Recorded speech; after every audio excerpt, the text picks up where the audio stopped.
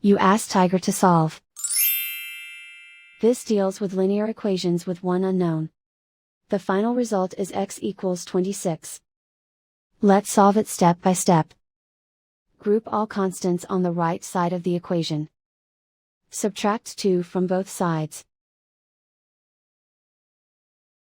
Simplify the arithmetic.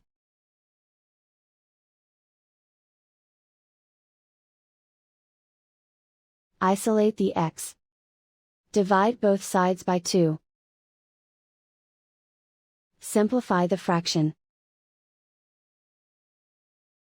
Find the greatest common factor of the numerator and denominator. Factor out and cancel the greatest common factor. And so the final result is x equals 26.